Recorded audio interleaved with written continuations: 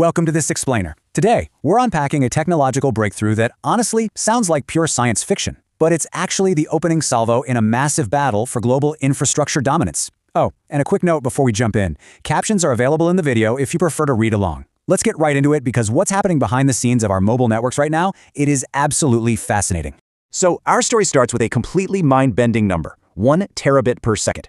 Researchers over in Beijing's Huairu district just hit this staggering data speed threshold in a trial network. To put that kind of velocity into perspective, 1 terabit per second is enough speed to move the contents of 250,000 movies in the exact time it takes you to blink your eyes. To really grasp this leap, think about our current smartphone video calls. They're kind of like a trickling garden hose, using about 3 to 8 megabits per second. I mean, it gets the job done, even with those annoying mid-sentence freezes, right? But a real-time 3D holographic projection, where a human being literally appears in your room with zero delay, that requires an absolute waterfall of data. It needs that 1 terabit per second threshold. To really hammer this home, to transmit a true three-dimensional human presence across the world in real time, you need roughly 4 million times more data than a standard video call. Yeah, 4 million. The gap is just so enormous it almost defies our usual understanding of network upgrades. We aren't just talking about making your phone a little bit faster. This is an entirely new category of technology. And here's exactly why this specific Beijing trial matters so much. The International Telecommunication Union officially set 1 terabit per second as the strict baseline required for 6G holograms. By hitting this mark using ultra-high-frequency radio waves in a real physical trial network, these researchers proved that the foundation for holographic communication is actually technically feasible. The physics barrier, it's officially gone. But you know, the real competition isn't just about laboratory physics. That brings us to Section 1, the hidden standards race. Who writes the rules? Because the economics of all this entirely depend on who gets to set the baseline for the rest of the world. The global body that dictates these rules is called the 3GPP. They write every single technical detail of how a mobile network functions globally. If your tech, your phone, or your cell tower doesn't match the rigorous standards set by the 3GPP, well, it simply cannot connect to any network anywhere on Earth. They are the ultimate gatekeeper. And whoever writes those standards reaps massive economic rewards. We can call this the Qualcomm playbook. Years ago, Qualcomm helped shape the 4G standard, embedding their patented technologies right into the rules. Because of that, they collected billions in royalties on virtually every 4G device sold.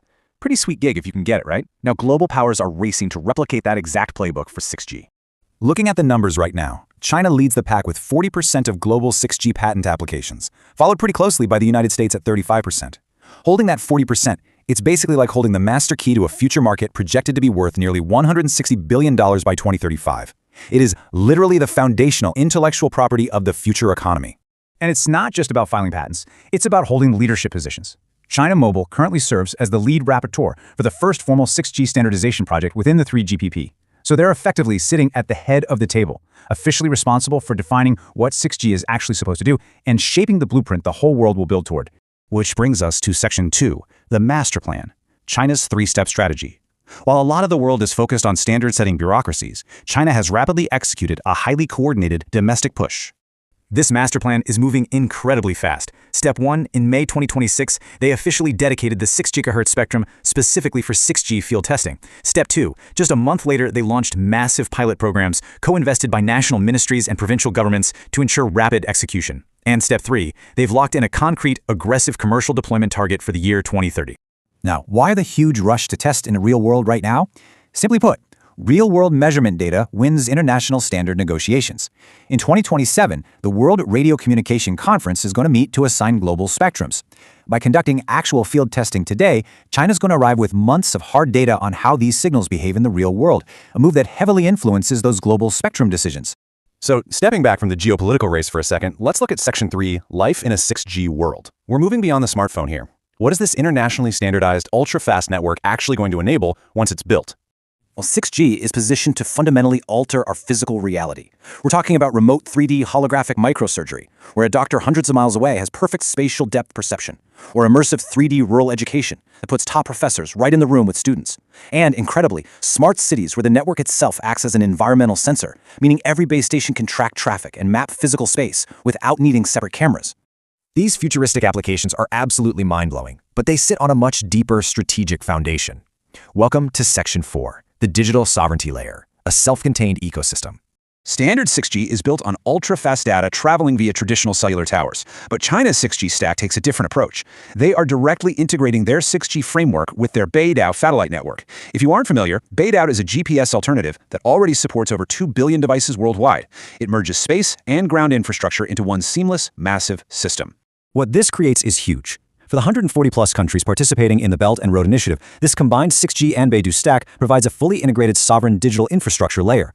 It offers communication, navigation, and sensing that's entirely independent from Western telecommunications vendors and completely free from Western sanctions or policy shifts.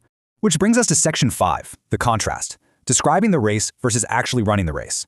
When we objectively look at how different global powers are approaching this vital technology, a really stark contrast emerges in the data. The approaches are fundamentally different right now. The US FCC has published very thorough, well-researched reports outlining the threats and opportunities. But in contrast, China has dedicated specific spectrum, launched co-invested provincial infrastructure pilots, secured the lead rapporteur role at the 3GPP, and is out there actively running physical field trials. There is a massive gap in international telecommunications between merely contributing to a standard and officially leading it. Contributing gives you a seat at the table to offer feedback, but leading means you hold the pen, you set the agenda, you prioritize the discussions, and you write the actual rulebook that everyone else has to follow. Ultimately, the physics and engineering barriers to things like holographic communication are actively being dismantled as we speak. The technology is absolutely coming. But as the source material points out, the real question is which country's technology and which country's intellectual property will sit underneath those holograms when they finally arrive in our living rooms. Which leaves us with this crucial, final question to consider. If a single nation successfully dictates the 6G standard and therefore collects royalty payments on every single